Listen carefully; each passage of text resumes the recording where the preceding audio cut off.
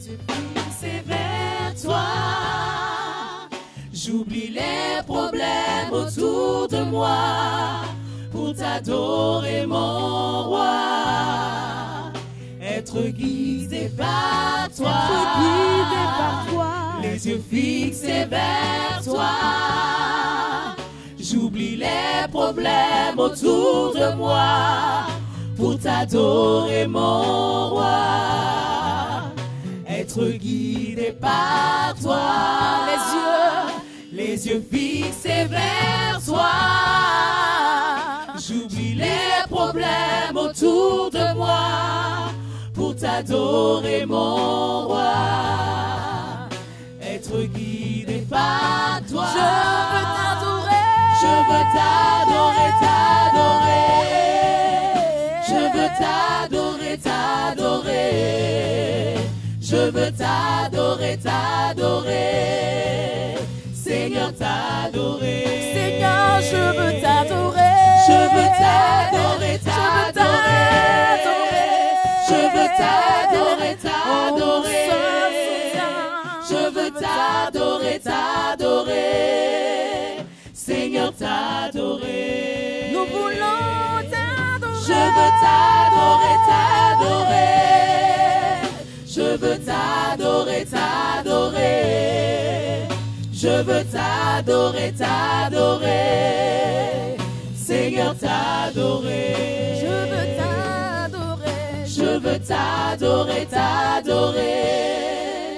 Je veux t'adorer, t'adorer. Je veux t'adorer, t'adorer. Seigneur, t'adorer. Alléluia. Je vous salue au nom de Jésus. Vous avez les salutations de vos pères spirituels à Abidjan, en l'occurrence le docteur Yahidion Robert, le docteur Boka Faustin, le docteur Guéjac, Coré Thomas, Kwasi Thomas, toute la vice-présidence, donc toute la présidence de la mission vous salue au nom de Jésus-Christ.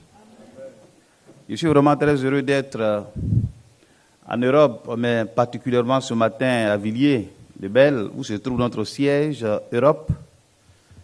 Comme l'a dit déjà l'apôtre Okenyi, j'étais tout récemment au Canada pour ouvrir l'église, pour que l'œuvre également du Seigneur puisse continuer.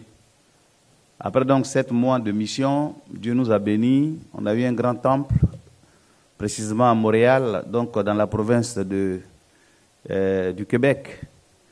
Et donc nous bénissons le Seigneur pour l'apôtre aussi qui a pris la relève. Alors, je suis en Europe, comme l'a déjà dit l'apôtre, pour visiter nos églises locales, pour voir également, faire aussi l'état des lieux, pour voir dans quel état se trouvent nos églises. Nous sommes très heureux des apôtres que nous avons envoyés, les pasteurs qui font mains et pieds et qui font aussi le travail apostolique, pastoral. Et grâce également à votre apport, vous, peuple de Dieu, classe ouvrière, tous ceux qui participent pour le bien fondé, pour l'avancement de l'œuvre du Seigneur. Alors, ce matin, il m'a été donc demandé de traiter le thème suivant, aux captifs, la délivrance. Je voudrais dire tout simplement que c'est un thème sensible et important. Parce que beaucoup de personnes viennent dans l'église, mais ils ne savent pas pourquoi est-ce qu'ils sont là. En réalité, pour la simple raison qu'ils ne veulent pas faire d'efforts eux-mêmes pour être délivrés de beaucoup de situations que ces personnes traversent. Je voudrais dire que, en matière de salut, Dieu a sa responsabilité et nous, les êtres humains, nous avons aussi notre responsabilité.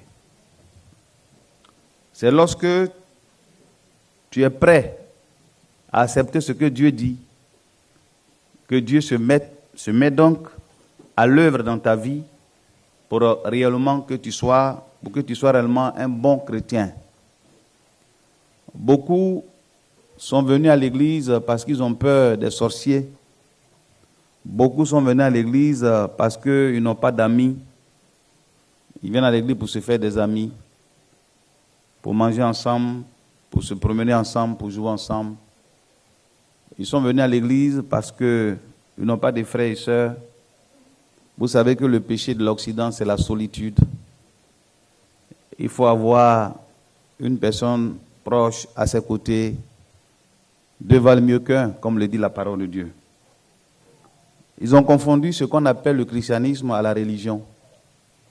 La religion, c'est un rassemblement d'hommes et de femmes, mais au fait, qu'ils font un effort personnel pour atteindre Dieu, pour que leur intimité soit étroite avec Dieu. Et malgré l'effort qu'ils font, ils sont souvent découragés parce qu'ils ne voient pas gain de cause, il n'y a pas de gain de cause, ils ne voient pas réellement le résultat concret. Ils jeûnent, ils prient, ils font l'aumône, ce qu'on appelle la dîme, les offrandes, ils chantent les cantiques avec la chorale, le groupe musical. Il est beaucoup assidu même au temple. Il est beaucoup régulier, mais il n'évolue pas spirituellement parce qu'il y a un blocage à son niveau. Et Jésus a raison plus loin, tout à l'heure nous allons le découvrir, que ce n'est pas tous ceux qui me disent Seigneur, Seigneur, malheureusement, qui ont droit au ciel. Je pense que ce matin, est-ce qu'il y a des candidats pour aller au ciel? Les candidatures, il y en a 11 pour la France seulement, hein, pour briller à la magistrature suprême, mais nous disons que notre magistrature est céleste. Est-ce qu'il y a des candidats vraiment pour aller au ciel ce matin? Alors, tu as ton passeport?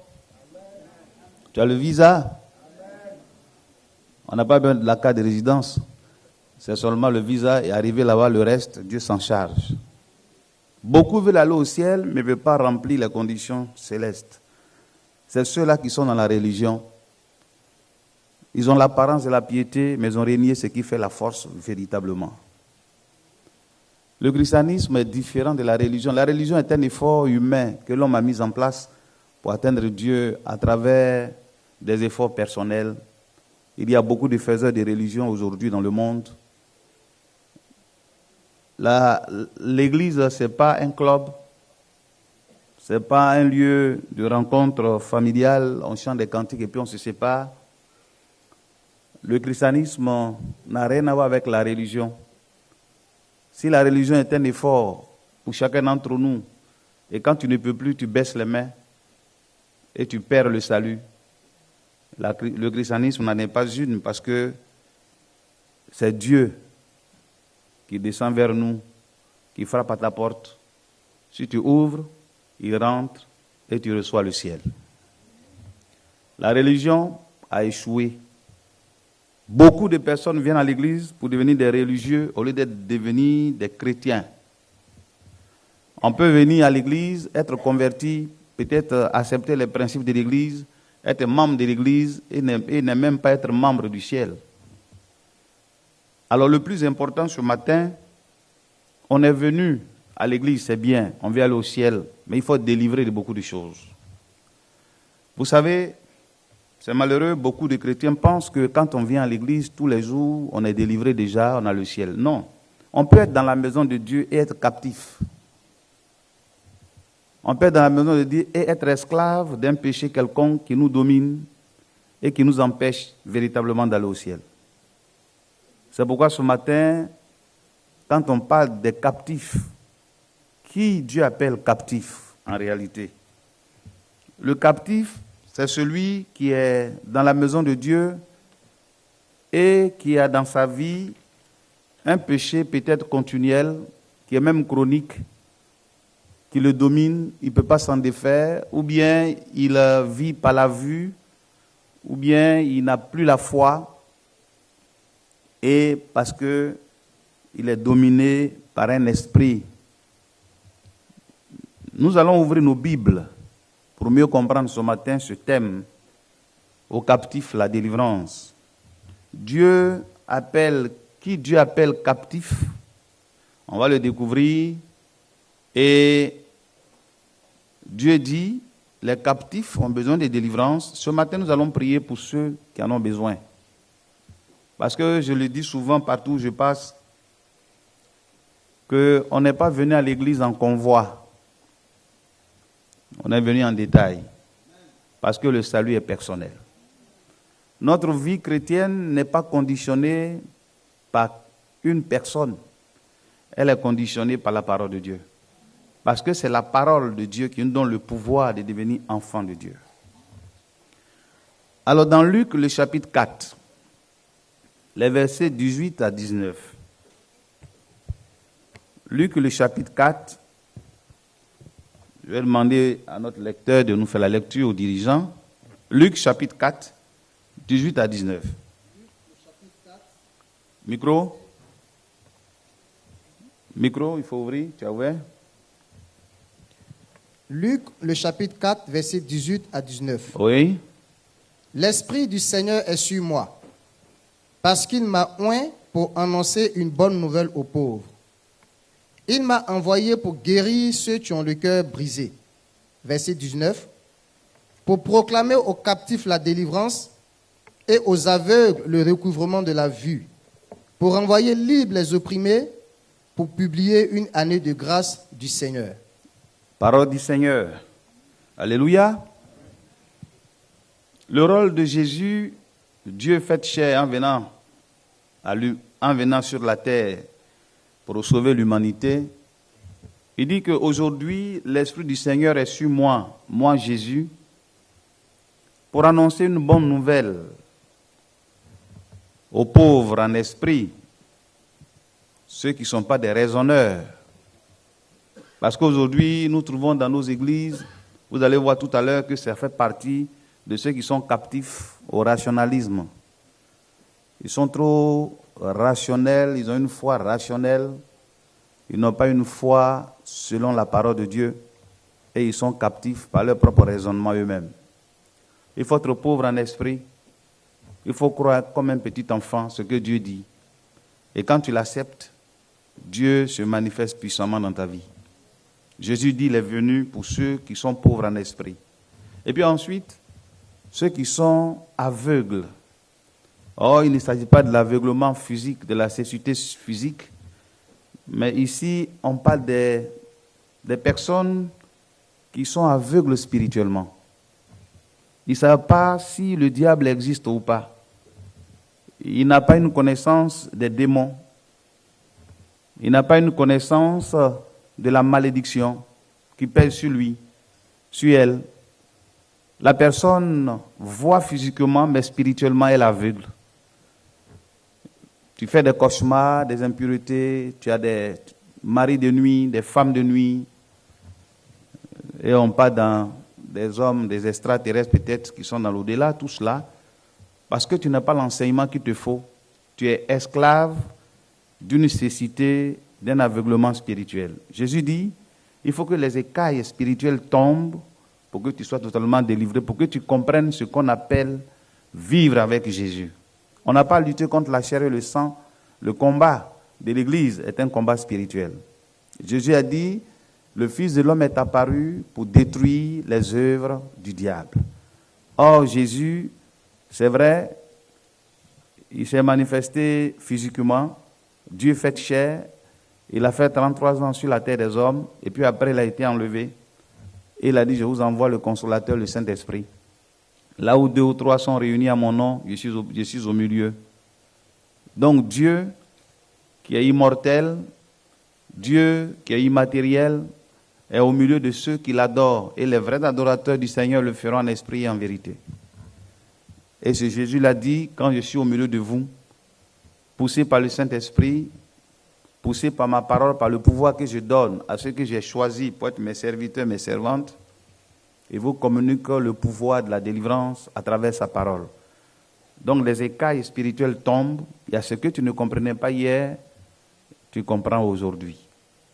Moi, j'avais cru que, comme l'Afrique était tellement réputée en sorcellerie, dans le fétichisme, dans le maraboutage, j'avais cru que le diable était africain. Mais malheureusement, je me suis aperçu peut-être un peu tard, mais je bénis le Seigneur lorsque j'ai accepté Jésus à l'âge de 20 ans. Et dans mon parcours de chrétien, j'ai compris que le diable existe bel et bien, mais il n'est pas africain. Il est aussi européen, il est américain, il est canadien, il est universel, parce qu'il est esprit. Et donc, comment faire pour être réellement délivré? Parce que cet homme-là, ce monsieur qu'on appelait Lucifer, ce bel ange qui a été déchu et que Dieu a projeté sur la terre, il est venu pour détruire, il est venu pour égorger. Il sait qu'il n'a pas assez de temps. Mais en réalité, quand on vous parle de l'enfer, beaucoup ne croient pas. Mais l'enfer a été créé par Satan. Il a été créé par Dieu pour punir Satan et ses démons. Donc Satan, sachant que dans peu de temps, il va aller à l'enfer, il cherche beaucoup de clients, il cherche des personnes qui sont favorables, n'est-ce pas, à ses prestations, qui sont favorables à ce qu'on appelle le péché. Si tu l'acceptes, alors il va te bénir sur la terre, mais la conséquence est terrible. Et donc, l'enfer existe. Le paradis aussi existe, c'est la félicité de Dieu. Alors d'aucuns disent, est-ce que c'est pas pour nous endormir? L'enfer n'existe pas. Bon, ce qui n'existe pas n'a pas de nom. Si ça existe, c'est que s'il y a un nom qu'on appelle l'enfer, c'est que ça existe effectivement. Et sur la terre des hommes, il y a la prison, il y a la liberté. Actuellement, nous sommes à Paris, mais il y a des gens qui sont en prison et toi, tu es libre. C'est le symbole de l'enfer. Et là, actuellement, tu es au paradis, là, parce que tu es maître de tes mouvements. Ce qui a son spirituel a son physique. C'est pour cette raison, quand on est aveugle spirituellement et qu'on ne comprend pas les choses de Dieu et qu'on raisonne, on est charnel, tout à l'heure on le verra, on ne peut pas comprendre Dieu. Donc il est venu pour délivrer ceux qui sont aveugles spirituellement. Il est venu aussi pour délivrer les captifs, ceux qui sont esclaves. Un captif, c'est celui qui a été esclave et qui est encore esclave du péché et qui sert le diable et les démons, qui ne comprend rien. Il dit vraiment la vie ne vaut plus rien. Je n'ai pas envie de vivre. Rien ne vaut la vie. Je fais tout. Bon, je n'ai pas la paix du cœur. Je suis plein de chagrins, j'ai des soucis. Tout, parce que tu n'as plus d'autre solution que de te suicider. Mais lorsque tes yeux spirituellement sont ouverts, alors tu sais quel esprit qui te fatigue et par le nom de Jésus, le pouvoir que Jésus t'a donné, tu peux te délivrer de la captivité au nom de Jésus-Christ. Tu peux te délivrer de l'esclavage.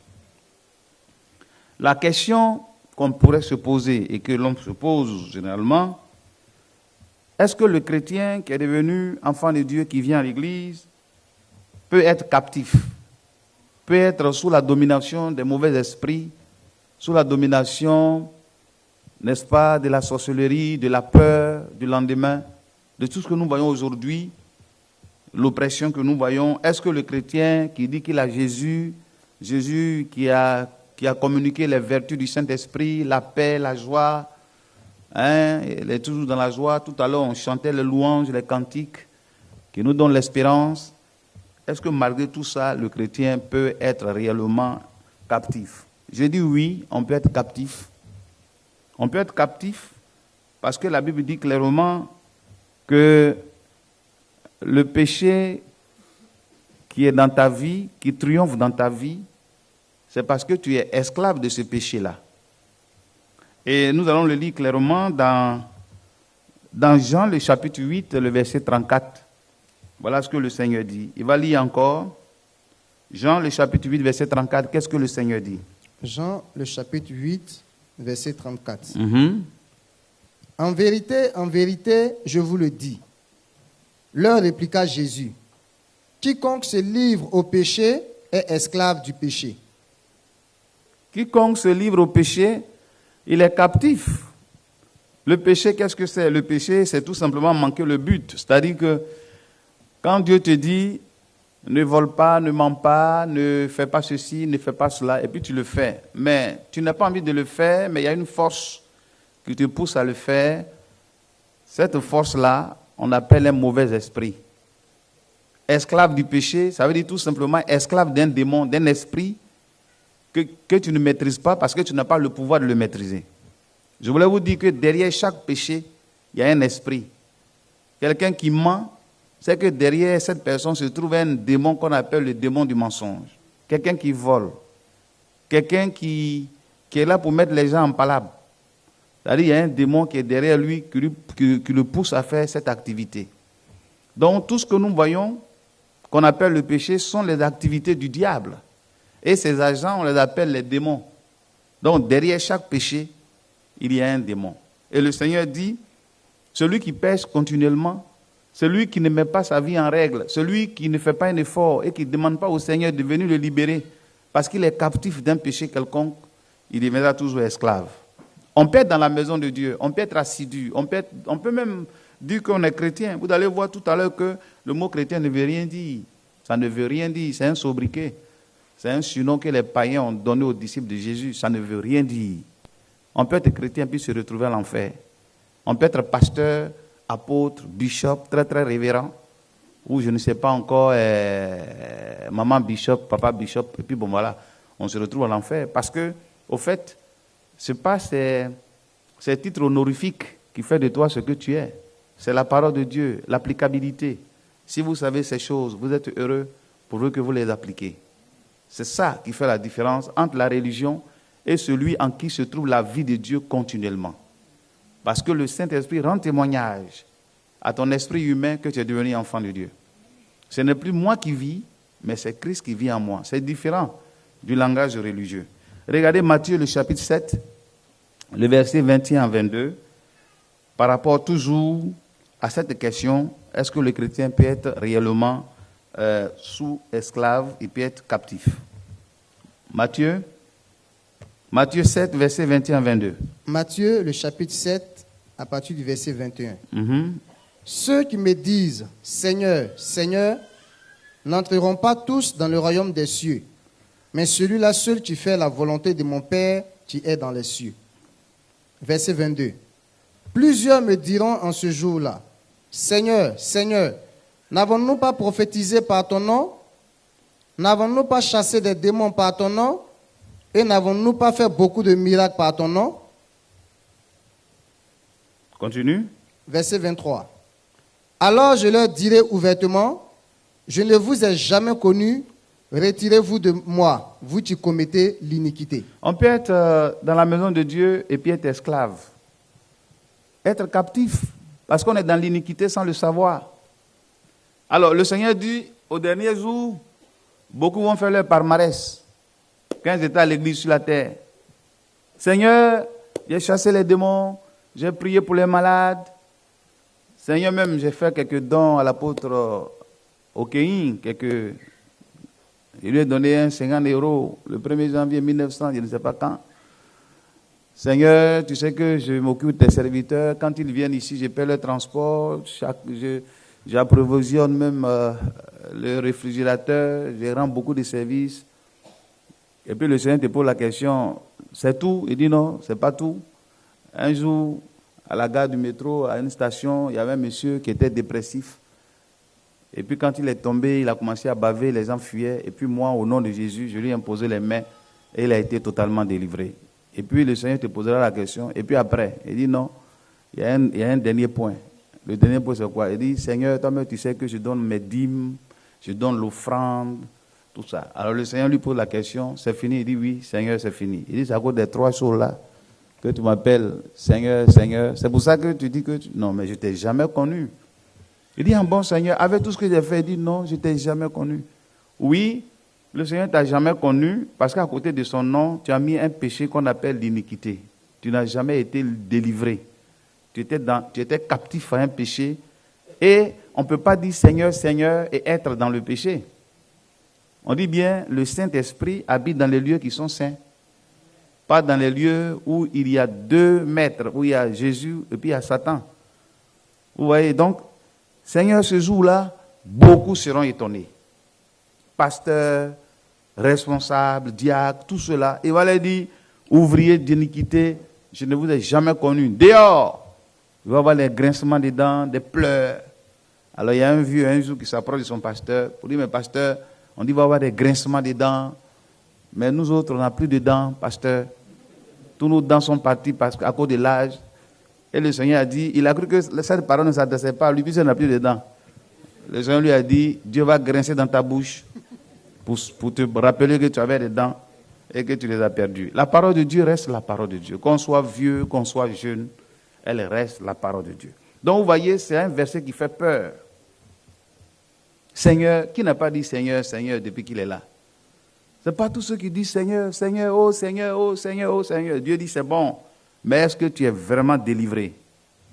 Est-ce que tu n'es pas captif d'un péché qui te ronge? Est-ce qu'il n'y a pas l'iniquité? L'iniquité, c'est un péché chronique que tu n'as jamais voulu laisser. On fait tout, tu ne veux pas. Tu dis c'est un péché mignon, mignon, mignon. Le péché mignon est en train de te ronger.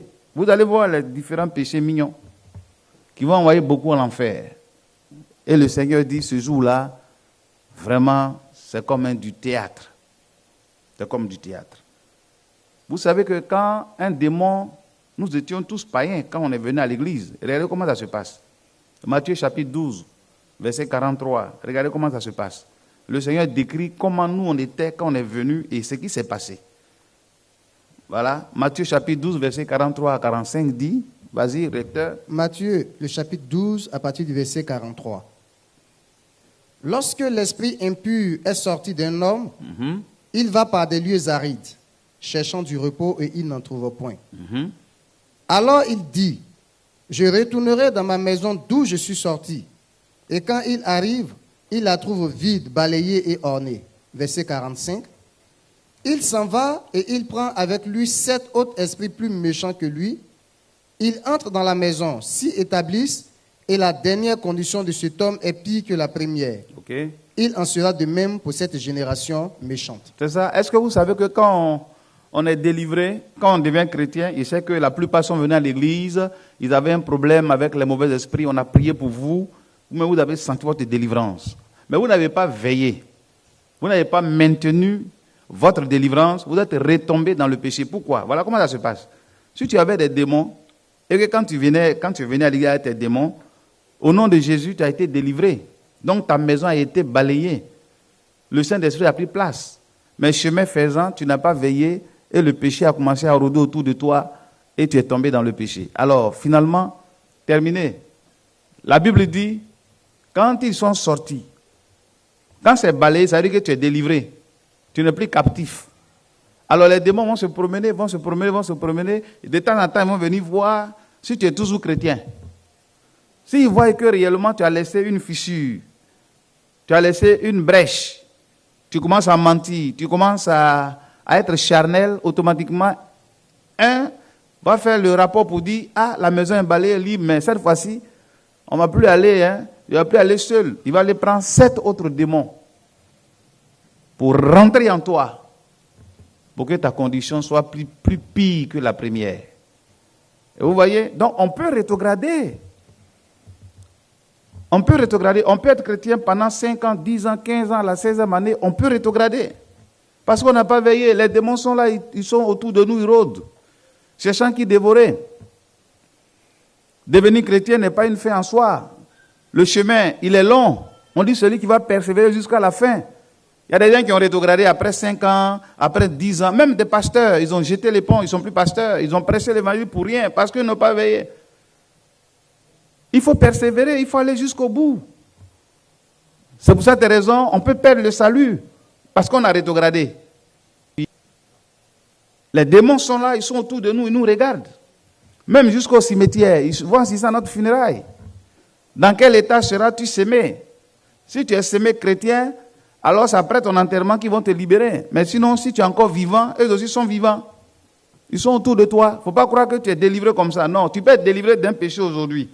Tu peux être délivré d'un démon aujourd'hui. Mais si tu ne veilles pas, ce démon-là, il va appeler les autres pour dire, ah, il commence à être faible, il ne vient plus au culte, il ne prie plus, il ne jeûne plus, il est toujours en colère. Donc, venez, la maison est libre. Mais cette fois-ci, si je vais seul, il va encore me chasser au nom de Jésus. Je n'aurai pas de pouvoir. Donc, pour qu'on s'enracine, venez, soutenez-moi. Donc, le propriétaire de cette maison, de ta vie là, qu'on a chassé, il va prendre 7 autres démons qui sont ses camarades, qui sont sa coalition pour rentrer en toi, pour que ta condition devienne plus pire que la première. Vous allez voir, par expérience, des chrétiens qui ont abandonné l'église, ils sont plus devenus graves que des païens. C'est eux-mêmes qui sont même tes ennemis. C'est eux-mêmes qui parlent mal de l'Église. Parce que les démons se sont enracinés en lui. Donc, devenir chrétien, c'est vrai, mais il faut persévérer jusqu'à la fin. C'est un combat que nous menons. On peut être dans l'Église pendant des années et puis être captif parce qu'on n'a pas veillé, être esclave d'un péché parce qu'on n'a pas veillé. Il y a des fausses consolations. On croit que le fait de venir tous les jours, on est sauvé. Non. Vous devez comprendre que ce n'est pas tout ce qui dit Seigneur, Seigneur. Alors, je voudrais dire tout simplement que Jacques, le chapitre 2, on va le lire, verset 19. Voilà ce que la Bible dit. Jacques, le chapitre 2, verset 19. Mm-hmm. Tu crois qu'il y a un seul Dieu. Oui. Tu fais bien. Les démons le croient aussi et ils tremblent. Voilà. Tu crois qu'il y a un seul Dieu, tu fais bien, mais les démons aussi croient et ils tremblent. Dites-moi, est-ce que les démons croient que Jésus est Seigneur? Est-ce que Satan croit que Jésus est Seigneur? Est-ce que toi aussi tu crois que Jésus est Seigneur? Tu crois aussi qu'il y a un Dieu? Hein? Bon, si Satan croit, les démons, le diable croit, et puis toi tu crois, quelle est la différence entre ta croyance et la croyance du diable? La différence est nette. Le diable, lui, croit que Dieu existe. Il croit que Jésus est Seigneur, mais il n'obéit pas à ce que Jésus dit. Il n'obéit pas à la parole de Dieu. Voilà pourquoi, quand on arrive, il tremble. Vous voyez les mauvais esprits dans les corps, on dit, qui es-tu? Non, je suis venu pour égorger. On dit, au nom de Jésus, sors de ce corps. Quel est ton nom? Je m'appelle Colère. Quel est ton nom? Je m'appelle ceci, cela. Allez, plie bagage. Et puis la personne crie, ouah, je m'avais. Le diable tremble, parce qu'il sait que Jésus est plus fort que lui. Satan, le Dieu est plus fort que lui. Donc il s'en va. Maintenant, toi aussi tu dis tu crois, tu es chrétien, tu dis tu crois. Quelle est la différence? La différence entre toi et Satan, c'est que Satan croit, mais n'obéit pas. Toi tu crois et tu obéis. Et comme tu obéis, alors tu demeures toujours enfant de Dieu. Comme tu obéis, alors tu as tout le pouvoir pour que le péché soit toujours détruit dans ta vie au nom de Jésus-Christ. Voilà. Sinon, le diable croit qu'il y a un Dieu. Toi aussi, tu crois qu'il y a un Dieu. Mais la différence, c'est qu'il faut qu'il ne domine plus ta vie. Tu ne dois plus le servir. Tu es maintenant au service de ton Dieu, de Jésus qui t'a libéré. Alléluia. Je voudrais vous dire qu'on peut devenir chrétien, on peut avoir un nom chrétien, et puis être captif. Et puis être captif d'un péché et souffrir dans la maison de Dieu pendant des années. Parce qu'on ne veut même pas participer nous-mêmes à notre propre délivrance. Ce n'est pas quelqu'un qui va venir te délivrer. Toi-même, participe aussi à ta délivrance. Donne l'occasion pour que réellement on prie pour toi, pour que tu sois délivré. Parce que la vie chrétienne est une question de complémentarité. Deux valent mieux qu'un. Tu es faible. Les autres sont là. Tu poses le problème. Il ne faut pas avoir honte. On t'impose les mains, on prie pour toi. Toi seul, tu ne peux pas te délivrer. Ce n'est pas possible. Ce n'est pas possible. Donc, vous voyez ici clairement que le diable croit, et c'est pour cette raison facilement, il est dans l'église. Là où il y a l'église, le diable construit sa chapelle pour rendre certaines personnes captives qui ne veulent pas totalement être libérées. Alors, ce matin, nous sommes là pour examiner un peu notre vie, notre position avec le diable. Est-ce qu'il n'y a pas des péchés qui te fatiguent depuis longtemps? C'est que tu es captif. Tu dis que tu vas aller au ciel. Mais quand tu es captif, tu n'es pas libéré. C'est quand le Christ t'a franchi que tu seras totalement libre. Quand tu es libre, alors le ciel est ouvert. Mais quand tu es captif, tu n'as pas le ciel. Tu fais semblant d'avoir le ciel alors que tu n'as même pas le ciel dans ta vie parce que tu es captif de quelque chose. Regardez dans Actes chapitre 11, verset 26. Actes chapitre 11, verset 26. Actes, le chapitre 11, verset 26. Mm-hmm. Et l'ayant trouvé, il l'amena à Antioche. Pendant toute une année, il se réunit aux assemblées de l'Église et il enseignait beaucoup de personnes. Ce fut à Antioche que pour la première fois, les disciples furent appelés chrétiens. Vous voyez, le mot chrétien pour la première fois apparaît dans la Bible. Sinon, avant, ceux qui suivaient Jésus, on les appelait les disciples. C'est les païens qui ont surnommé les disciples de Jésus chrétiens. Pourquoi chrétien? Chrétien veut dire petit frère, petite sœur de Christ. C'est tout.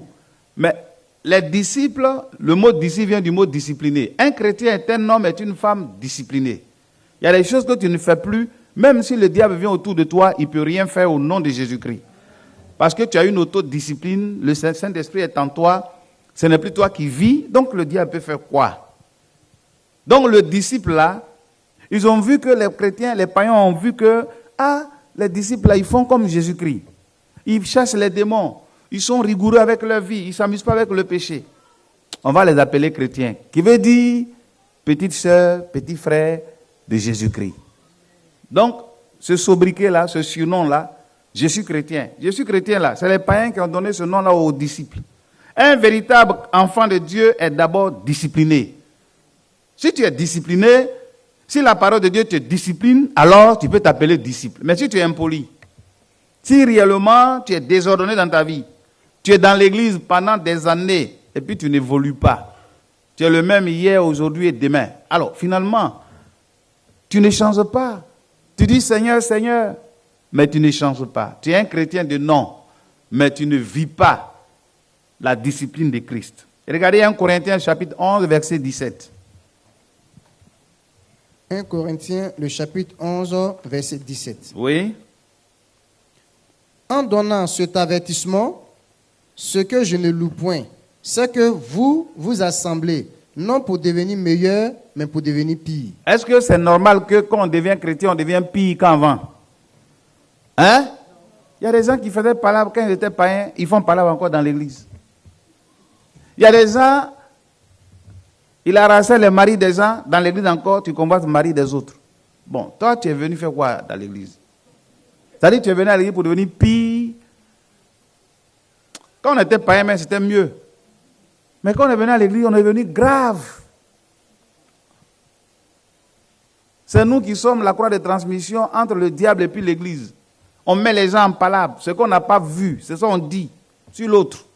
Parce que c'est ton travail avant, jalousie, démoniaque, des palabres, querelles, la rancœur.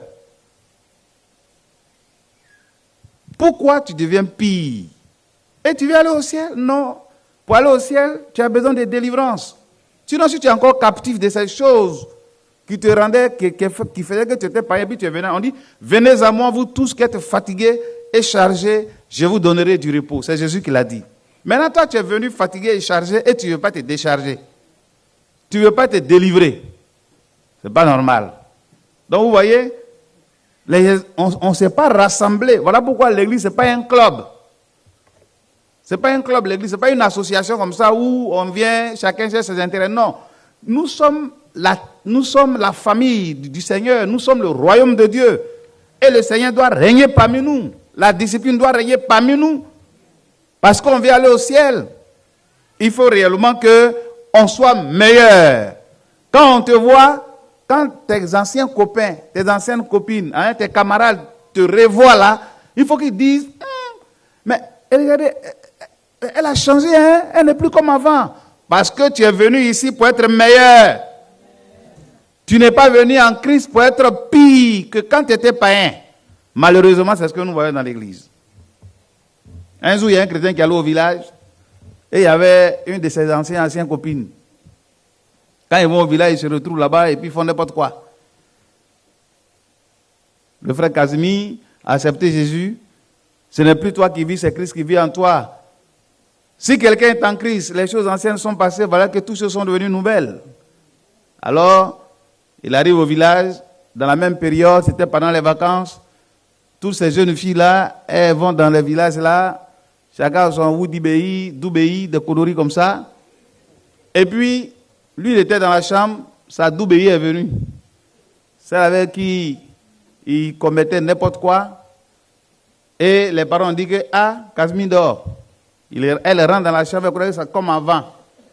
Elle se déshabille, tout ça. Et puis, pendant que Casimir dormait, elle a commencé à se coucher auprès de lui. Et puis, commencer à le taquiner. Casimir se lève en sursaut. Il voit, c'est ce ancien Doubéi là, qui est couché. Il dit, Jacqueline, tu fais quoi ici? Il dit, mais toi aussi, tu sais ce que je veux faire? Tu es mon Doubéi, non? Je suis ton Doubéi. Toi, tu sais ça. Il dit, est-ce que tu me connais même? Je t'annonce, pour ta propre information, que Casimir est mort. Ancien Casimir que tu connais là, il est mort il y a longtemps. Le Casimir que tu vois, ce n'est plus lui qui vit, c'est Jésus-Christ qui vit en lui. Donc je te demande de prendre la porte et de sortir. Elle dit, mais tu blagues, je ne sortirai pas. Il dit, il faut sortir. Il dit, je ne sors pas. Casimir était obligé donc de lutter contre la chair et le sang. De prendre la ceinture pour dire, je te compte à 3, sors de ma chambre. Elle dit, je ne sors pas. Et Casimir, qui est une nouvelle créature, les choses anciennes sont passées, qui a renouvelé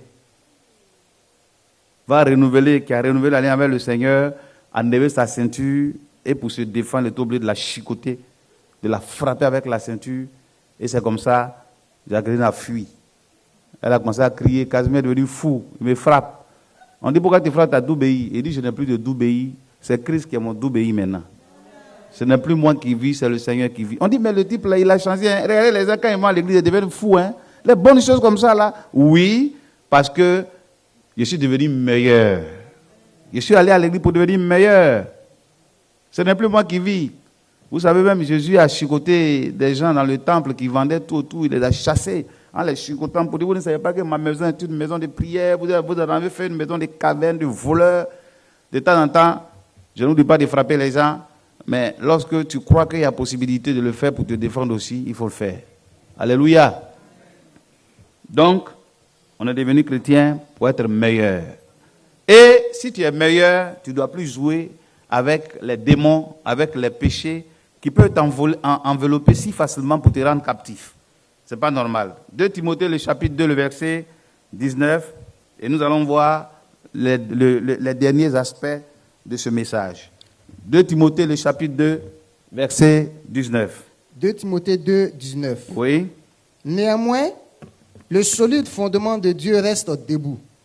Avec ses paroles qui lui servent de sceau, le Seigneur connaît ceux qui lui appartiennent. Et quiconque prononce le nom du Seigneur, qu'il s'éloigne de l'iniquité. Alléluia. Est-ce que vous savez que Dieu connaît ses enfants sur cette terre? Est-ce que tu es parmi ces enfants-là? Ah oui. Dieu connaît ses enfants, il sait ceux qui l'appartiennent. Voilà pourquoi on dit celui qui prononce le nom du Seigneur Jésus doit s'éloigner de quoi? Du péché. Si tu es esclave du péché, tu es captif. Le diable t'a rendu esclave. Comment tu vas aller au ciel? Je vous dis qu'on peut être dans l'église et puis être captif à un péché quelconque. Tout à l'heure, maintenant, je vais vous dire les catégories de chrétiens que nous avons dans l'église et qui risquent d'aller en enfer sans le savoir. Donc, vous voyez clairement que Dieu connaît ses enfants. Si tu es vraiment enfant de Dieu, tu dois vivre uniquement que dans la sanctification. Car sans la sanctification, celui qui est éloigné du péché, c'est celui-là que Dieu peut prendre. Il faut te séparer du péché. C'est ça la sanctification. Les choses anciennes sont passées. Ta vie devient une nouvelle vie. Alors tu es prêt et tu es prête pour la nouvelle Jérusalem, pour le nouveau paradis, pour une nouvelle vie. Parce que tu as en Christ ça. Donc, malheureusement, aujourd'hui, on est dans l'église, on fait un effort alors qu'il y a un péché qui est en bas. Et on ne veut pas dire ça. On dit, si je dis ça, ils vont je vais avoir honte. Si je dis ça, mais c'est pas celui qui est saint qui est venu à l'église, c'est ceux qui sont mauvais qui sont venus à l'église. C'est parce qu'on était mauvais qu'on est venu. Donc, s'il y a quelque chose qui ne va pas là, il faut dire les choses qui sont mauvaises là pour que tu sois délivré. Si tu as honte de Dieu, tu as honte de la parole pour te confesser, le Seigneur dit au dernier jour, il va te dire dehors, ouvrier d'iniquité, il t'a jamais connu. Il va avoir aussi honte de toi. C'est pour cette raison, je voulais vous demander tout simplement que ce message de ce matin, c'est pour ne plus qu'on soit captif à un petit démon, à un petit péché dans notre vie au nom de Jésus-Christ. Que notre vie soit une vie sanctifiée, parce qu'on dit sans la sanctification, tu ne verras pas le Seigneur. Or, si tu vis dans la vie de sanctification, tous les jours tu verras le Seigneur te parler. Tous les jours le Seigneur t'accompagnera. Tous les jours le Seigneur te soutiendra. Parce qu'il va t'appeler, voici ma fille, voici mon fils. Alléluia. Il y a 3 catégories de chrétiens dans l'église.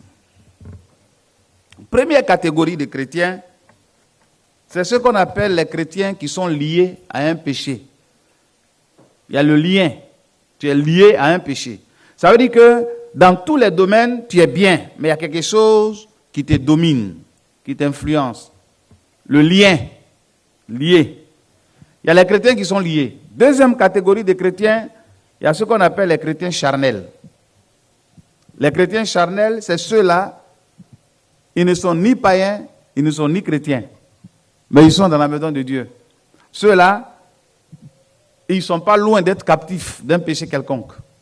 Et puis finalement, il y a ce qu'on appelle les chrétiens spirituels.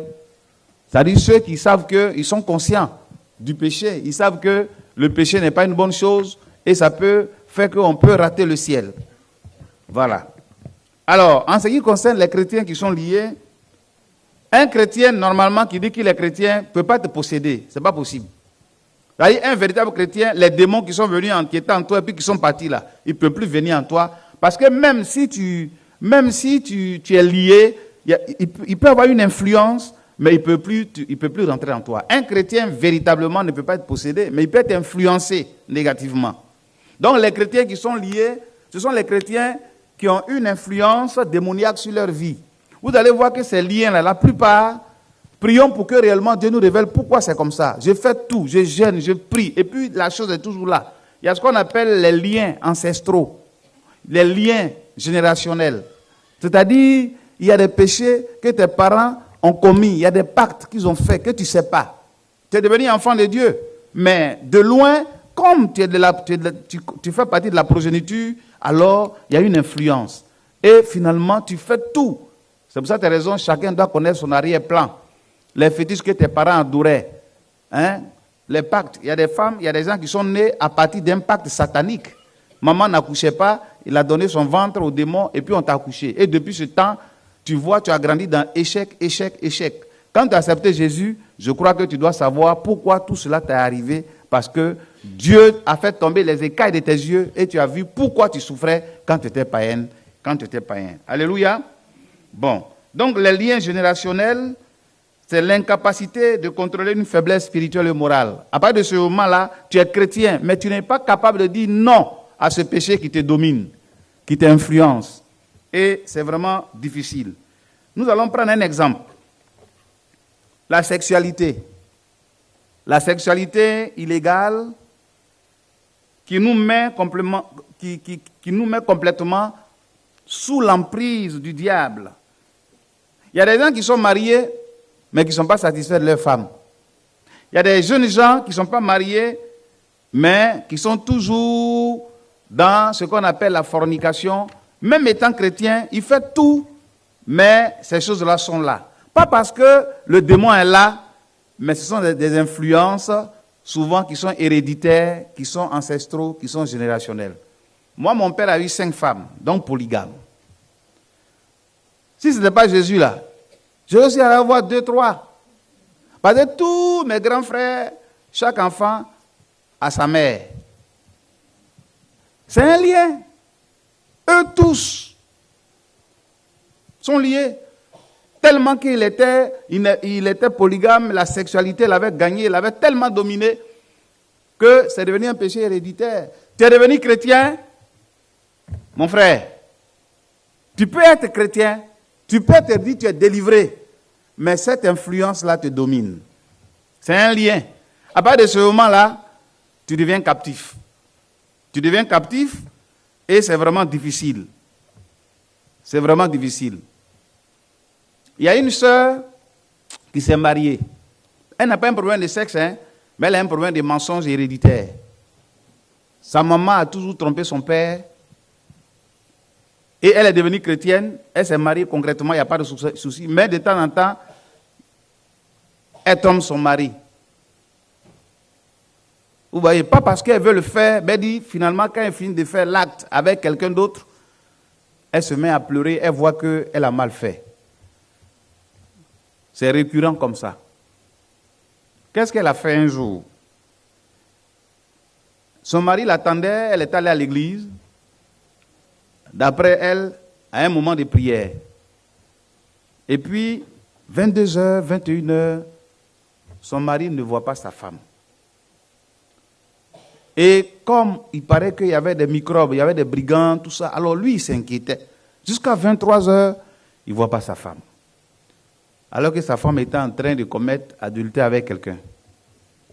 Donc quand elle a fini, puisque sa maman mentait beaucoup, elle ne disait jamais la vérité à son mari, à son père, elle à son père, ce péché-là l'influence négativement. C'est un lien. Qu'est-ce qu'elle a fait? Elle est allée acheter une lame à la boutique Et elle a commencé à se couper la peau. Elle se coupait la peau, le dos, les jambes, et le sang a commencé à jaillir. Même celui avec qui il a commis le péché dit, mais pourquoi faire? Il ne peut pas supporter. Parce qu'elle prend la lame, elle se coupe. Elle se coupe, le sang jaillit. Le sang jaillit. Son mari était inquiet, il attendait. Elle prend un taxi, tous ses habits qu'elle a portés étaient imbibés de sang, tout ça, les blessures étaient là, et elle arrive au foyer. Son mari dit, mais chérie, qu'est-ce qu'il y a? Pourquoi tu es? Il dit, ah chérie, quand il a fini le culte, je venais et les brigands m'ont attaqué. Toi, mais tu ne vois pas. Et le monsieur voit qu'effectivement sa femme a été déchiquetée partout, pleine de sang. Les brigands l'ont attaqué. Et le monsieur a cru à ça. Il l'a mené à l'hôpital, il s'inquiétait. Il ne t'a pas dit d'aller devenir tôt. Et c'est ce qu'elle a fait. Mais il y a un lien générationnel, un lien héréditaire, le mensonge. Étant chrétien, il y a des gens qui demeurent dans le mensonge. Bon, écoutez, l'Occident aussi, c'est le mensonge aussi pour réussir. Mais quand on devient chrétien, c'est compliqué pour nous. Parce que là, on devient captif. Si on veut faire comme les autres, c'est grave. Et elle a menti. Quand, au fur et à mesure qu'elle a commencé à être guérie, les véritables vérités vont maintenant sortir. Et c'est là que son mari a découvert que sa femme l'a trompé. Ce n'était pas les brigands en réalité. Elle a monté un scénario pour dire qu'on l'avait attaqué alors qu'en réalité. Et c'est ce que sa maman faisait quand elle était avec son père, le mensonge. On peut ne pas être possédé, mais on peut être influencé négativement par cet esprit. C'est ce qu'on appelle être lié. Être lié. On peut passer une semaine, un mois ou une année sans aller chez les prostituées, sans aller, n'est-ce pas, tomber dans le péché de la sexualité. On fait ça, on gêne, on prie, on dit on ne fait plus, et puis après on fait. Tout ça, il faut examiner ta vie. Ça peut être un lien ancestral, un lien héréditaire, un lien générationnel, et finalement, tu es chrétien, mais voilà ton point faible. Tu fais tout, tu gênes, tu pries. C'est dans jeûne même que tu convoites femme. Tu ne comprends pas. Examine aussi l'arrière-plan de tes parents.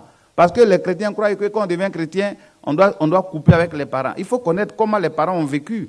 Quel était le fétiche de votre maison, de votre famille? Qu'est-ce que papa adorait? Il y a d'autres, c'est les masques, il y a d'autres. Maman a connu mon père. Comment? Il faut connaître la vie, l'arrière-plan de tes parents. Parce que quand tu deviens chrétien, qu'il y a des choses que tu ignores, ces choses-là te dominent. Donc voilà comment cette sœur a été prise vraiment dans des situations. Je connais aussi une jeune fille, effectivement, dans sa famille, on ne se marie pas. Parce que sa maman, en signant le pacte avec les démons, elle a dit, donne-moi des enfants, mais il ne faut pas que les enfants, là, mes filles, là, se marient. Si c'est un garçon, il peut se marier, mais si c'est une fille, elle ne doit pas se marier parce que c'est moi qui suis venu signer le pacte. Et c'est comme ça, la maman a commencé à coucher, elle a fait beaucoup d'enfants, toutes ces filles-là ne se mariaient pas. Et c'est une, finalement, un jour, qui a accepté le Seigneur, mais le combat était terrible. Jusqu'à ce qu'elle soit délivrée de ce démon qui la rendait captif, et elle a été délivrée. Le jour qu'elle s'est mariée, c'était vraiment difficile. On raconte l'histoire d'un couple. Le samedi, ils sont là à la mairie. Monsieur le maire est prêt, le mari est là, la femme est là. Quand le maire a posé la question au monsieur, monsieur Tan, voulez-vous prendre pour épouse tel frère? Il dit oui. Au moment où il disait oui, sa femme est décédée devant le maire. Une tragédie, on n'a rien compris. La mariée vient de mourir. Dans sa robe de mariage là, c'est plutôt les morguiers ou bien le cercueil qui est venu et on l'a mis dedans et on l'a mené à la morgue. Jusqu'à devant le maire. Mais quand on prend la vie de cette dame, vous allez voir que le diable n'a jamais voulu que les filles se marient. Et ça agit souvent dans la vie de certaines chrétiennes, elles ne comprennent pas. Mais pas parce que, effectivement, tu es possédé. Ça peut être un lien. Mais il faut connaître l'histoire de ta famille pour que tu sois délivré. Il y a un chrétien qui a oublié un fétiche. En bas de son lit, il a jeté tous les... Il en avait tellement, il y a tellement de noms de fétiches qu'il a oublié certains. Donc il a oublié un en bas de son lit. Ça le fatiguait. Il dort, il fait le cauchemar. Ça le fatigue. C'est le cauchemar seulement qui est son problème. Il était lié au cauchemar. Toujours il dort, il fait des cauchemars. On le poursuit. Il mange la chair humaine. Il gêne, il prie poursuit. Jusqu'à ce qu'un jour, sa femme balayait, elle voit un canari en bas du lit. Avant qu'elle n'arrive dans le foyer, ce canari était en bas du lit.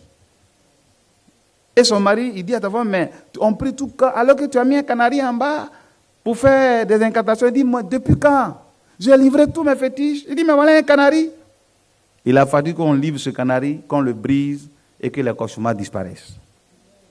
Vous comprenez? Donc les liens, pas parce que tu n'aimes pas le Seigneur, mais il y a un péché qui te domine, qui t'influence.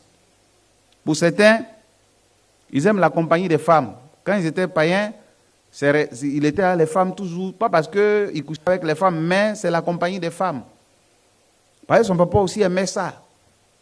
Et même dans l'église, il est venu, on a dit ici, là, les femmes sont à part, les hommes encadrent les hommes, les femmes encadrent les hommes. Il ne peut pas supporter ça. Parce que lui, il croit qu'on doit être tous ensemble, nous sommes des frères et sœurs. Mais toi, tu es faible sexuellement. Quand tu as toujours les femmes, tu chutes, tu tombes. Et voilà sa faiblesse, et il est venu dans l'église. Maintenant, tu es venu dans l'église, normalement, tu dois être délivré.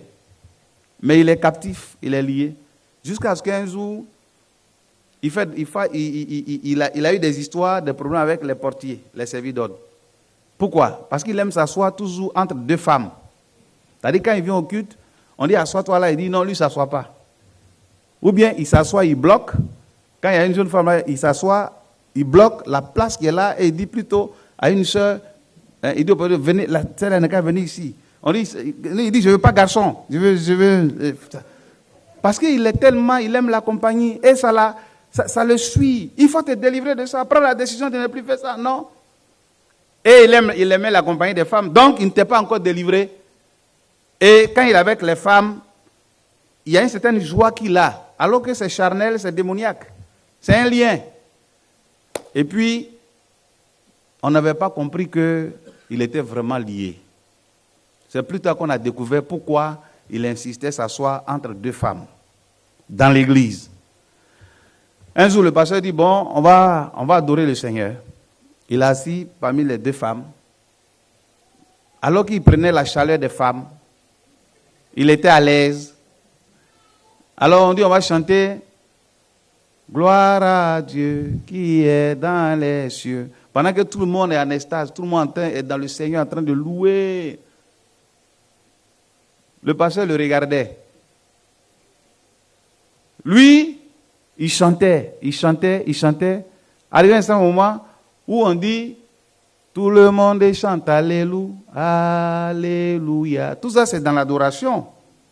Mais comme il y a une soeur qui est assise à gauche, une soeur à droite, et que déjà elle a pris la température, et que vous savez que les femmes ont deux seins, il y a un sein qui l'encadrait à gauche, un autre sein qui l'encadrait à droite. Donc au moment où on dit tout le monde chante Alléluia, qu'est-ce qu'il fait? Quand on dit Alléluia, lui dit tout le monde chante Alléluia, Alléluia. Il touche les seins des sœurs là, et puis il est à l'aise comme ça. Le Saint-Esprit est descendu pour lui, il est là. Il aime ça, mais il est lié. Et depuis ce temps-là, on le met maintenant derrière, pour sa délivrance. Bon, c'est des choses qui peuvent te suivre, pas parce que tu le veux. Pas parce que tu le veux. Alléluia. Quand l'église commençait, nous étions à la gare, il y a un frère.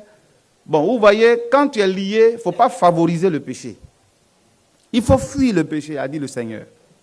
Mais tu ne fuis pas et puis tu es dedans. Tout à l'heure, on va lire un passage. Quand réellement, c'est une occasion de chute pour toi, il faut fuir. Ok? Donc, ce frère-là, lui, on allait à une retraite là, où les femmes ont leur camp, les hommes ont leur camp. Il était tellement lié. Quand il voit les femmes, il est lié, il parle, et puis il est charnel. Donc au moment où les femmes se lavaient, les sœurs se lavaient de l'autre côté du camp, et puis les hommes étaient là-bas, il s'appelle Papa Bernard. Papa Bernard quitte le camp des hommes, et pendant que les sœurs sont en train de se laver, Papa Bernard vient dans le camp des femmes. Et Papa Bernard dit, vous les sœurs qui vous lavez là, fermez votre yeux, Papa Bernard va passer. Bon, entre toi et les femmes, qui doit fermer ses yeux? Bon, c'est un lien. Il se rince les yeux, il aime la pornographie. C'est des choses qui sont liées. C'est des liens au fait. Et tu es captif. Tu es chrétien, mais tu es captif de ces choses. Donc même sur le plan sexuel, il y a beaucoup de choses. Sur le plan sensuel, il y a des choses. Mais si tu favorises ces choses, tu ne seras pas délivré. Tu ne seras pas délivré. Il faut réellement faire un effort. Alléluia. Bon, tu sais que tu es faible et puis tu aimes les films porno. Il y a des chrétiens même qui ont dans leur portable des films pornographiques. Il faut que ton portable soit délivré aussi un jour. Si ton portable est captif, c'est que toi-même là, tu as mis dedans, tu es captif. Tu te rinces les yeux avec ça. Les jeunes gens, ils ont regardez dans les cellulaires, dans les portables. Vous allez voir, il n'y a rien de bon. Mais si tu es délivré là, dans ton portable, tout ce qu'on voit là est sain. Ça édifie. C'est ce que tu es que ton portable sera. Donc, ce sont des choses, apparemment, on dit, c'est le diable. Le diable m'a attaqué, pasteur. Voilà pourquoi il a fait ça. Je vous dis une chose. Il y a 3 esprits qui dirigent le monde. Il y a le diable, il y a l'esprit satanique. Première forme d'esprit qui gère le monde. Il y a l'esprit humain. Toi, tu es un esprit dans un corps. Vous comprenez? Le matin, avant de venir ici, là, qui t'a dit de venir? C'est toi qui as dit, je viens à l'église, c'est ton esprit qui dit allons. Et ce que l'esprit a décidé, là, le corps exécute. Et puis tu es venu. Ce matin, tu es venu habillé. Mais tu as dans ta garde-robe beaucoup de pantalons, beaucoup de chemises, il y a beaucoup de couleurs. Mais tu dis, c'est ce que tu as porté ce matin-là que tu veux porter. C'est ton esprit qui a décidé. Est-ce ça, c'est Saint-Esprit? Est-ce ça, c'est Satan? Vous ne répondez pas. Hein? Tout à l'heure, on finit le culte. Tu dis, tu t'as mangé. D'autres vont manger du riz. D'autres vont manger couscous. D'autres disent, moi, aujourd'hui, je mange placali à Akporo. Enfin, il y a longtemps que je n'ai pas mangé les choses, je mange à Kéké. Bon, dites-moi, est-ce que c'est Saint-Esprit qui a dit de manger ça ou même c'est Satan? C'est toi-même. Vous voyez? Donc, souvent, nous-mêmes là, on fait une projection. On est coupable de ce qui nous arrive. Et puis maintenant, le 3e esprit s'appelle maintenant le Saint-Esprit. Vous voyez, les 3 qui gèrent le monde. Donc, toi, tu es comme un arbitre, tu es un esprit humain. Tu peux te parler toi-même, tu peux devenir ton propre conseiller toi-même. Tes décisions que tu prends là, c'est toi-même qui es pris. Ok? Maintenant, le diable aussi vient, il peut te dire, faisons ça. Tu sais que c'est le diable, c'est un esprit qui quelque chose m'a dit, tu luttes. Et puis le Saint-Esprit est là, donc c'est toi qui décides. Parce que Dieu n'est pas un dictateur. Vous comprenez? Tu fais quelque chose, tu dis non, c'est Satan. Tu fais ça, tu dis non, tu fais une projection. Toi, tu n'as jamais péché. Et ceux-là, c'est les fatalistes. Tout ce qui arrive là, c'est un destin. Un destin, mais tu as ta responsabilité dans le destin. Tu prends la femme de quelqu'un. Et puis tu vas à l'hôtel. Ça, c'est destin. Tu sais que c'est la femme de ton frère. Et tu vas dans la chambre d'hôtel avec lui. Ça, c'est destin. Tu as enlevé ton pantalon. C'est destin. Tu sais que c'est la femme de quelqu'un. Vous voyez? Donc, il y a des péchés que nous-mêmes, on a créés. Vous comprenez? Un jour, Satan pleurait en plein songe. John Wesley, ce grand homme de Dieu. Par le passé, il dit, il pleurait, et puis il a fait un songe, il a vu Satan à un carrefour en train de pleurer. Bibi, bibi, bibi, Satan pleure. Alors, John lui pose la question, Satan, pourquoi pleures-tu? Il dit, non, vraiment, les chrétiens là, c'est les chrétiens là. Eux, ils font des choses que je ne suis même pas dedans. Ils mettent sur moi, ils disent, tout c'est moi. Hein? Il a cherché la femme de son frère, c'est la femme de son frère. Il dit, c'est moi. Il a fait ceci, il fait cela, c'est moi. Il me chasse pour rien, je n'ai rien fait, et il met sur moi. C'est pour ça que je pleure. Ça t'apprendra aussi, Satan, parce que ton nom est gâté. Mais en réalité, on fait des projections. En matière de péché, soit c'est toi qui as créé, ou c'est Satan qui a créé. Il ne faut pas l'accuser. Tu as giflé ton mari, c'est Satan? C'est toi. Il y a des choses qu'on fait, on met sur Satan. Alors que nous-mêmes là, est-ce que nous sommes des robots? On est téléguidés? Nous sommes esprits aussi. On n'en a pas de responsabilité. Donc souvent, on dit c'est pas moi. Ça, ce sont des justifications et tu seras toujours captif. Tu ne veux pas être délivré de ces choses. Donc vous voyez, vous devez comprendre qu'en matière de liens, les chrétiens qui sont liés, c'est ça. Ils sont liés, c'est ça. Ils ne veulent pas s'en défaire, ils raisonnent. Tu es charnel, tu es lié et tu ne veux pas être totalement délivré. Donc ce sont des choses qui nous arrivent souvent. La colère. Voilà un lien. On peut être chrétien, parler en langue, prophétiser, tout, et puis être colérique, il fait parler à tout le monde dans l'église. Parce que quand ça vient comme ça, là, tu ne te contrôles pas. Ça, ce n'est pas Satan, c'est toi-même. Tu es lié par la colère. Tu es lié par la colère. Et quand tu casses tout maintenant là, tu regrettes, tu pleures. C'est que ce n'est pas Satan, c'est toi. Maintenant, nous disons, si tu te mets toujours en colère, il y a des choses, la Bible dit, il faut te maîtriser. Un jour, maîtrise-toi. Si tu te maîtrises une seule seconde, c'est fini. Tu es délivré comme ça. Le diable, tu seras plus captif de la colère. Alléluia. Voilà. Il y a la cigarette, on fumait avant, on est venu dans l'église, on dit on ne fume plus, notre corps dit bon, de temps en temps on fume. Et puis on mange des bonbons là, qui pour enlever l'odeur pour venir à l'église. On mange du chewing-gum, tout ça pour venir à l'église. Tu sais que tu es lié. On a attrapé un chrétien qui fumait, on l'a attrapé à fragant de cigarettes. Il est quitté dans un quartier, pas dans un quartier. Il a cru que comme il quitte dans ce quartier-là, on ne le voit jamais. L'autre côté là-bas, comme il n'y a pas de chrétiens, il s'en va fumer là-bas. Et puis un jour, Papa Dion, par inadvertance, il tourne sa voiture, il voit le frère Jérôme qui est en train de fumer. Et il se pose, ça c'est Jérôme. Jérôme ne peut pas fumer. Il le connaît, c'est un grand ouvrier, il ne peut pas venir quitter à Yopougon pour venir ici à Makori pour fumer, c'est pas possible. Alors, on a cru qu'on s'est trompé, il a garé. Oh, Jérôme a vu le vieux, il a vu le docteur Dion. Comme c'est un ancien fumeur. Quand il a vu et qu'il voyait que s'il jette, il fait un geste, on verra la cigarette. Donc, qu'est-ce qu'il a fait? Quand il a vu le vieux venir, de façon magistrale, il a lancé la cigarette en haut et il a ouvert sa poche et la cigarette est tombée dedans. Mais malheureusement pour lui, ce n'est pas le bon côté. C'est où il y a le feu là qui est tombé en bas. Et en haut, il était là. Donc, au moment où il va éteindre, il ne peut plus éteindre. Voici le docteur Dieu qui est en face de lui. Jérôme, comment ça va? Il dit, ça va. Et puis il avait le Nouveau Testament, tout ça. Il dit, il vient d'évangéliser ses parents qui sont païens, tout ça. Il était lié par la cigarette. Il n'a jamais dit ça. Il fumait en cachette. Mais c'est toi-même qui ne veux pas être délivré. Tu es captif.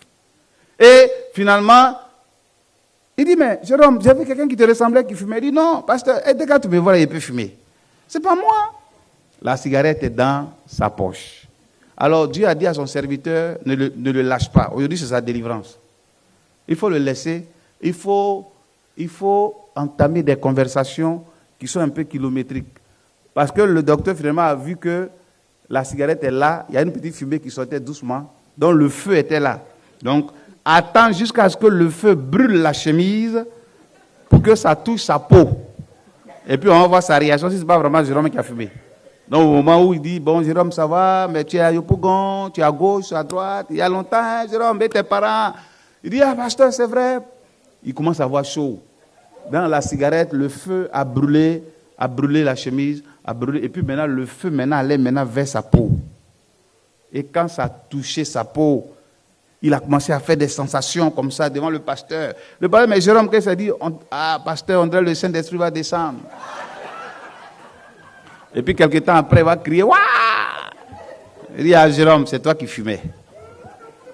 Voilà. Vous voyez? Et c'est comme ça qu'on l'a attrapé. Donc vous voyez, toi-même, tu te crées des problèmes parce que tu favorises ces choses. Il faut être totalement délivré. D'autres sont liés par l'alcool. Ils sont là, ils boivent. On dit, Jésus dit, on n'a qu'à boire un peu de vin. Des chrétiens qui sont liés encore à l'alcool. Le vin rouge, ça c'est en France, partout. Les vins sont sur les tables. Des chrétiens qui se saoulent la gueule. Parce que Jésus a dit, on n'a qu'à boire un peu de vin. Le premier miracle qu'il a fait, c'est le vin. Tu sais ce qu'on appelle vin? Ne confonds pas le vin qui est extrait du jus de raisin et le vin qui est mêlé. Et le vin alcoolisé, c'est différent. Quand on prend la Sainte-Seine là, on prend du vin, c'est le jus de raisin. Le vin vient de la vigne. La vigne produit ce qu'on appelle les fruits de raisin. Ça peut être vert, ça peut être rouge, c'est ce que nous disons. Rouge parce que ça symbolise un peu le sang qui a coulé à la croix. On prend le pain qui symbolise le corps qui a été déchiqueté à la croix. Donc le vin vient c'est comme on dit, jus de citron, jus de goyave. Donc le vin, c'est le jus de raisin qu'on appelle la vigne. C'est ça. Donc on peut boire le vin. On le boit. Voilà pourquoi Jésus a transformé l'eau en jus de raisin, en vin. Et c'est normal. Et puis c'est sucré.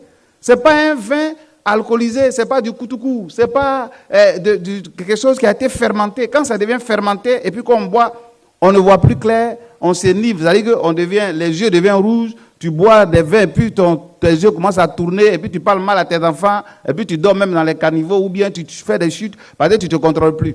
Ça, c'est ce qu'on appelle le vin alcoolisé, le vin mêlé. Jésus n'a pas multiplié du vin alcoolisé, ni du vin mêlé. Il a multiplié le vin tout court, le jus de raisin. Et il va encore plus loin pour dire non, Paul a dit à Timothée, prends un peu de vin. Mais il parle du jus de raisin parce qu'il avait un problème de digestion, il avait un problème gastrique. Donc prends un peu de vin, prends un peu de jus de raisin. Mais c'est devenu un nom vulgaire, vin là, non, c'est alcoolisé, c'est pas alcoolisé, tout ça c'est vin. Jésus a dit encore bois un peu de vin. Paul a dit à Timothée, bois un peu de vin. Dis-moi, c'est toi qu'on appelle Timothée? C'est toi qui es Timothée? Et ça, parce que tu es lié. Et puis tu es chrétien. Ça dit que quand on dit si vous savez, c'est que vous êtes heureux là. Vous croyez que quoi? On dit si vous. Ça y est au conditionnel. Si tu veux, continue. Mais le ciel là, ça ne serait pas pour toi. Parce que tu dois dire, Seigneur, ça dit, je ne te connais pas. Tu étais dans l'alcool, tu étais dans la cigarette, tu étais dans la sensualité. Et à côté de mon nom, tu ne voulais pas être délivré. Ce matin, je crois que nous devons vraiment être délivrés au nom de Jésus. Les petites choses qu'on appelle les péchés mignons qui nous fatiguent, il faut qu'on soit totalement délivré. L'hypocrisie souvent aussi, c'est un lien. On est dans l'église et puis on est hypocrite, on ne change pas. On met les autres en palabre, on parle mal des autres. Quand on le voit, on croit qu'on l'aime alors que c'est des riz jaunes, hypocrites. Le péché qui va mener beaucoup de chrétiens à l'enfer, c'est l'hypocrite. Et vous savez que l'hypocrisie, c'est pas bon. C'est un péché très grave. Alléluia. Paraître ce qu'on n'est pas. C'est pour cette raison, nous devons ce matin lutter contre tout ce qui nous rend captifs pour qu'on soit totalement délivrés au nom de Jésus-Christ. Il y a des gens qui sont méchants, d'autres sont avares. Tout ça, ce sont des liens. Des liens. En matière d'argent, il y a beaucoup de choses. Et il y a beaucoup de choses qui sont difficiles. Il y a des chrétiens qu'on appelle les chrétiens charnels. Les charnels, il y a ceux qui sont liés. C'est une influence qu'on ne maîtrise pas. Tu es chrétien. Quelles sont les influences jusqu'à présent qui te maîtrisent que tu ne peux pas maîtriser étant chrétien? Tu es captif. Il faut les nommer et puis on va les chasser ce matin pour que tu sois délivré au nom de Jésus-Christ. Il y a des gens qui sont avares, ils ne donnent jamais l'argent à leurs femmes, à leurs enfants. Tout, individualiste, égoïste. Ils ne partagent rien. Et tu es chrétien. Mais imaginez-vous un instant, si Dieu dit l'oxygène que vous respirez, vous allez payer. Tu respires du 1er au 31. Vous. Et puis le Seigneur t'envoie une facture normalisée chez toi à la maison pour que tu payes cette facture d'oxygène respiré. C'est compliqué. Est-ce que tu peux payer ça? Tu ne peux pas. On ne peut pas. Depuis que tu es né, tu as 55 ans, 40 ans, on t'envoie une facture de 40 ans parce que tu respires depuis longtemps. Tu ne peux pas payer. On t'envoie une facture familiale. On dit, bon, tu es le chef de famille, ta femme, toi et tes enfants, là, vous payez les factures. Ça va arriver à combien de 1 000 euros, 3 000, 5 000, 50 000 euros. Et puis, on met date de limite de paiement. Si tu n'as pas payé, dans 3 jours, dans 4 jours, le Seigneur dit, il coupe l'oxygène. Ça veut dire que tu vas décimer toute la famille. Parce que ton argent, là, quand tu viens à l'église, tu ne donnes pas. Tu fais calcul avec Dieu. Tu dis, tu ne donnes pas, tu ne donnes rien aux enfants. Tu ne donnes rien à ta femme. Même si tu travailles aussi femme, tu es avare, ça à côté. Ça veut dire que tu es lié à ça. Quand tu as l'argent, tu es dans la joie. Le Saint-Esprit est là. Quand tu as mangé, tu es rassasié, tu t'habilles bien, tu ne dépenses rien. Ça y est avec toi. Tu es content de voir les héros. Plein d'héros dans ton compte. Tu es dans la joie. Quand ça diminue, tu maigris.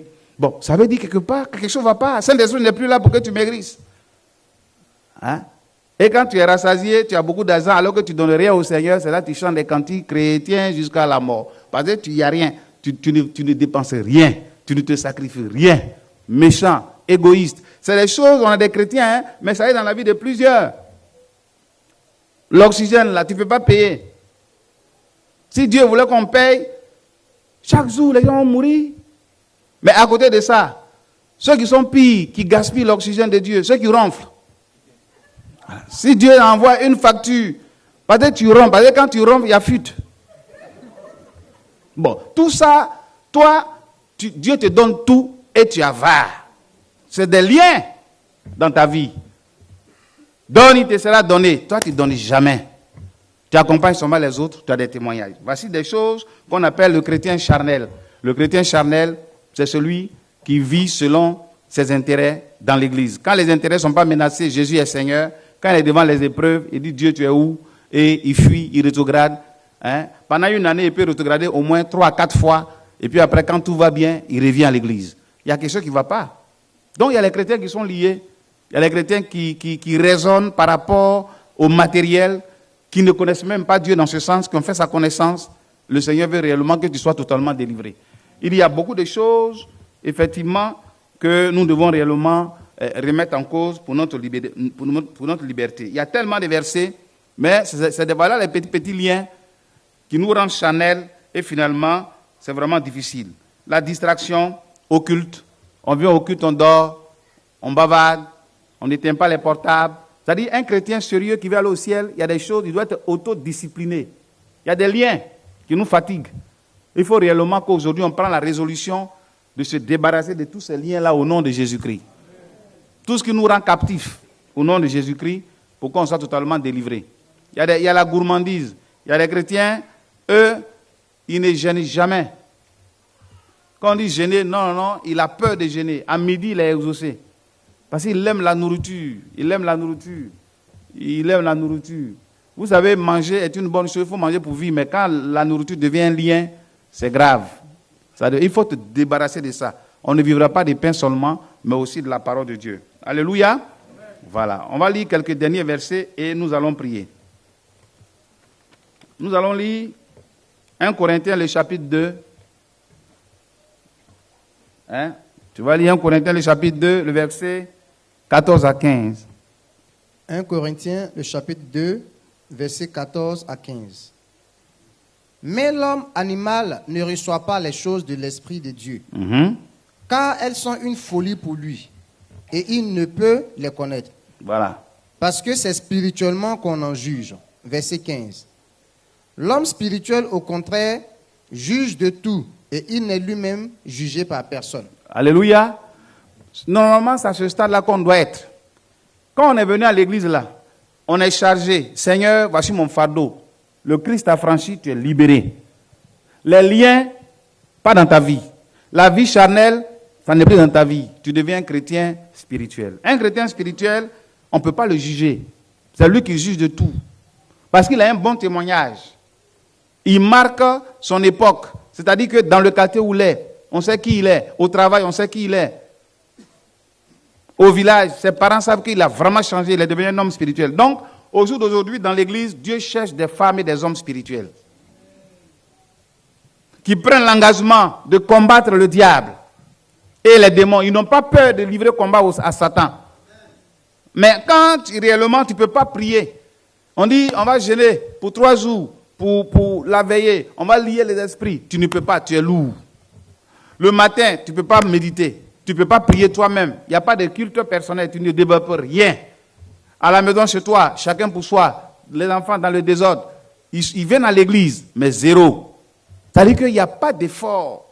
Mais comment voulez-vous que Dieu intervienne? Parce que tu ne veux pas réellement être un chrétien spirituel. Si tu veux être réellement un chrétien spirituel qui est changé de nouveau, qui a une vie nouvelle en Jésus-Christ, alors il faut que tu ne sois pas plutôt captif, mais que tu sois totalement délivré au nom de Jésus-Christ. Quand le Christ vous a franchi, vous serez réellement libre. Vous serez réellement libre. C'est vraiment important parce que le Seigneur veut qu'on soit totalement libre. Galates chapitre 5. Galates chapitre 5. On va lire, c'est l'avant-dernier verset. Galates chapitre 5, le verset 1. Galates, le chapitre 5, verset 1. Oui. C'est pour la liberté que Christ nous a affranchis. Demeurez donc fermes et ne vous laissez pas mettre de nouveau sous le joug de la servitude. Alléluia. Ce matin, c'est pour la liberté que nous sommes là. Parce que Christ nous a transformés, on est devenu chrétien pour être libre. Si le Christ t'a franchi, tu seras désormais libre. C'est pour la liberté que Christ est mort à la croix. Hein? Regardez le verset 16 du même chapitre. Galates chapitre 5. Il faut lire le verset 11. Verset 11. Je vous déclare.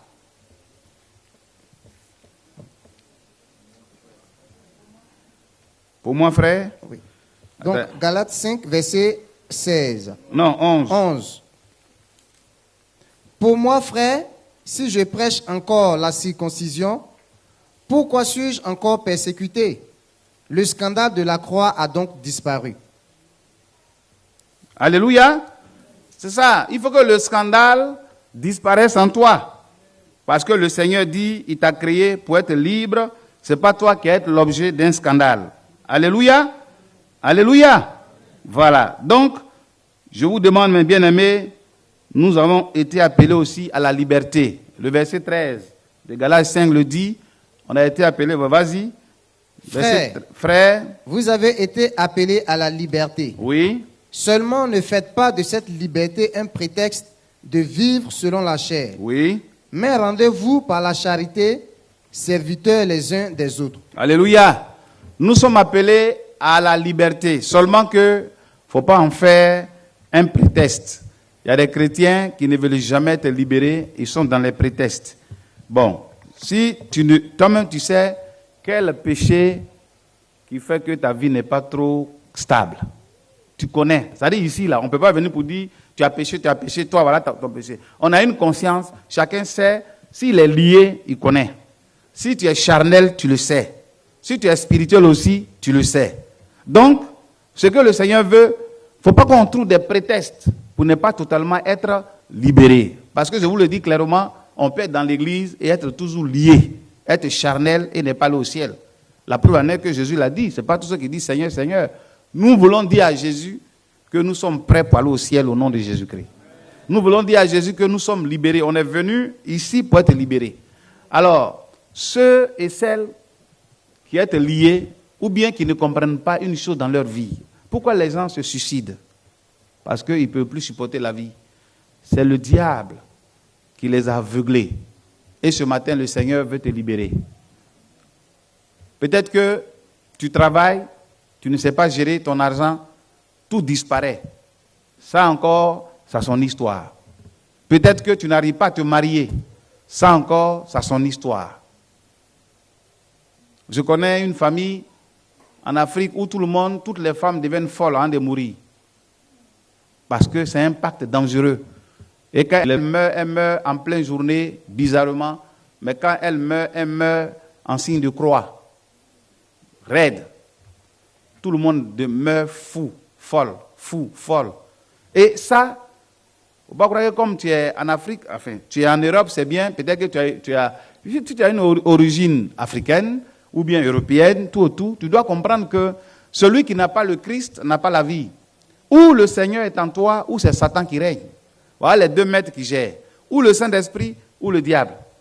Et puis toi, tu ne peux rien, parce que tu es faible. Le diable est plus fort que toi.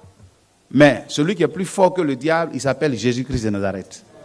Il a mis à la croix, il a dépouillé le diable et ses démons. Il est venu pour détruire ses œuvres. Et ce matin, on veut que tu sois totalement un chrétien libre. On veut que tu quittes de la captivité, n'est-ce pas? Que tu ne sois plus captif, mais que tu sois libre. Parce que le Seigneur est mort à la croix pour ta liberté. Évite aussi de faire des prétextes.